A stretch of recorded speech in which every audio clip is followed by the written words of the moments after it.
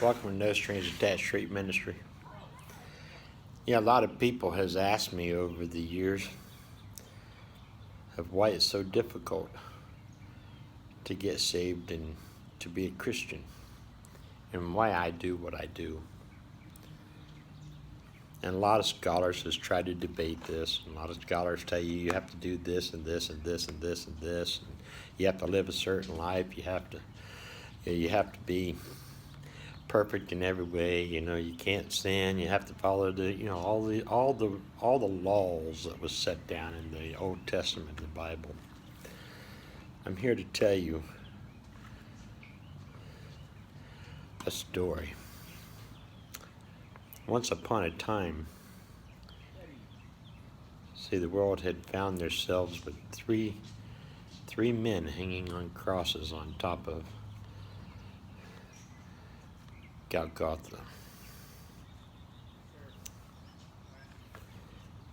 In the middle was one man that was sent to be the Lamb of love, a Lamb of life, a Lamb of the world, to teach them, to guide them, to show them the proper way to live, and to have hope, and to build love, life, and hope inside their hearts, and save the world through his blood sacrifice. And on the other two sides was two men that hung there that was out to steal, destroy, kill, maim, and totally eat up and devour this earth with their evilness. And as all the men stood around them, mocking them, especially the one in the middle, he asked God to forgive them, and they all laughed at him, and they all ridiculed him. Even the men on the cross had their say. But there was something special happened that day that taught us through his walk and his faith, and through his actions and his words, showed us exactly what all it really took to be saved. When the one thief looked over at him and says, I want to believe in you. I really want to believe the word in the story that you're saying. God looked over at him, and that man on the cross told him,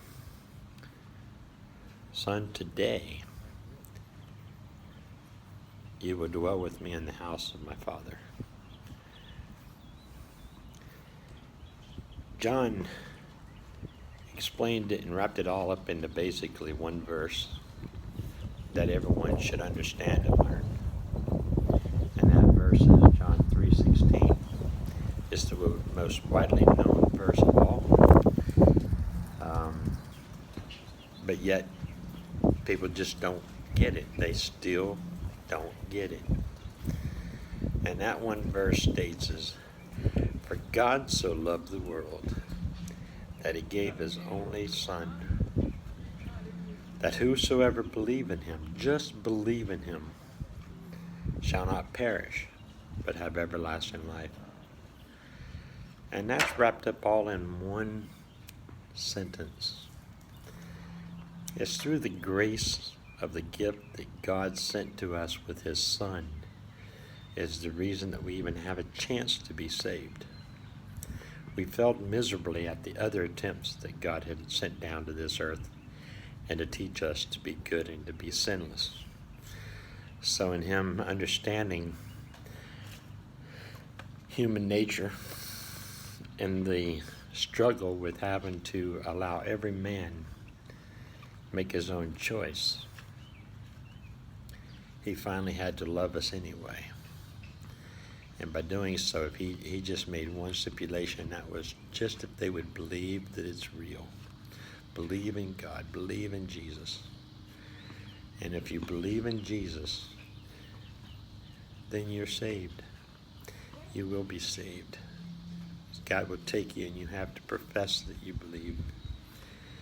Just believe. That's all you have to do. So when you look at the world and they condemn each other and they beat each other up over their little silly habits and their little silly sins of every day, and you think you're righteous enough to judge anybody and everybody because you go to church 5 times a week and you read the Bible 50 times a year, you're no better than anybody else, including me. But you know what? You can see the fruits of their labor by the way a man holds himself and the way the man builds desire in his heart. If you believe, truly believe, there's something that happens within inside of you. And that something that happens is there's an internal transformation.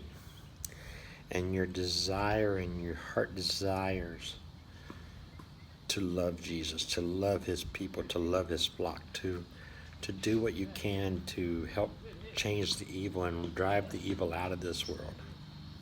So everyone has that chance to truly understand and to truly love and truly experience the walk with God and Jesus. The best thing that I've ever done in myself was to learn to walk with God and to learn to forgive myself, because the biggest thing that you can ever do is to think that you have to earn your salvation.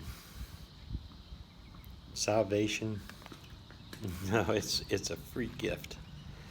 It's a free gift. If the Spirit calls upon you and you take upon that honor and you believe, then God himself will save you and prepare a place for you in heaven, right along with the rest of us.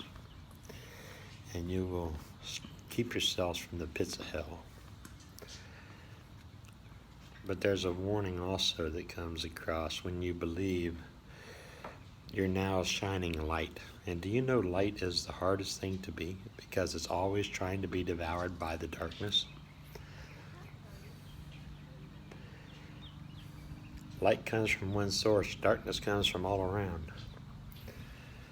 So in the beginning it was dark and void. So that's the standard evil within it all. You're a spark of light that brights and that shines and that lightens up that dark. If you take a light, a bright light, put it in a room where it has some reflection off of people, off of things, off of walls, off of whatever, it illuminates just one flicker, one match can literally light up an entire room. But now you take a biggest spotlight you could possibly find and you go out into a pitch darkness and you shine that up in the air, and you'll see just how quickly the darkness devours it. So just remember, when you're walking in this world as light, you're going to be devoured. It's just neat. It's just the way it is. I can't tell you anything else. It's just the way it is. It's through my experience of my walk. A lot of people think that I really live a depressed life, which I don't. I mean, I might seem like I'm broken and down a lot, but you know what? There's nothing that can explain the joy that's inside of me. Even on my worst day, I'm so full of joy that is unreal. It blows my mind. That's the only reason that I walk some days, is because of that joy that burns inside. The best way to lose a so-called friend is to quit shining on them and quit making and agreeing with their darkness, agreeing with their depressions and their sadness and their misery. I don't care how long that friend's been your friend. If you quit feeding into that, trust me, they'll walk away the next day, because that's the greed that they have. They want their misery to have company.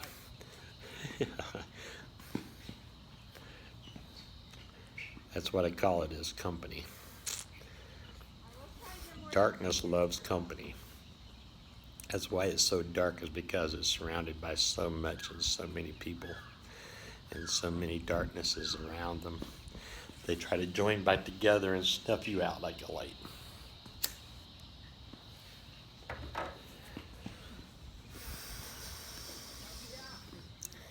One thing I'll tell you, by being a light, if you do have enough courage to be that light, just remember, it's not going to be easy. It won't be easy.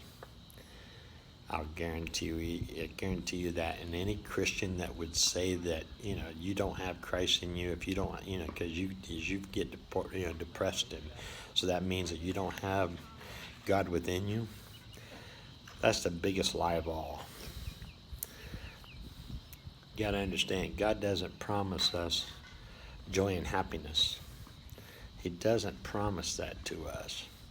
All he promises to us is that he's going to be there with us during all that attacks and during all that sin and during all those things that will try to destroy us and devour us. And through that, knowing that he's there with us, we shall never be alone.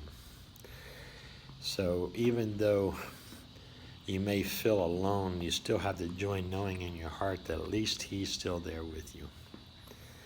And sometimes that darkness can come right down onto you to where you can't see too far down that path. But I tell you, the more you focus on God and his faith and his face, the brighter your light shines, and the brighter illuminated that path becomes. And when you turn your little lantern on and you shine it brightly, believe me, you'd be surprised that the dark ones that really want to be the light will see you, and people will start gravitating towards you and learning to love you. So take that message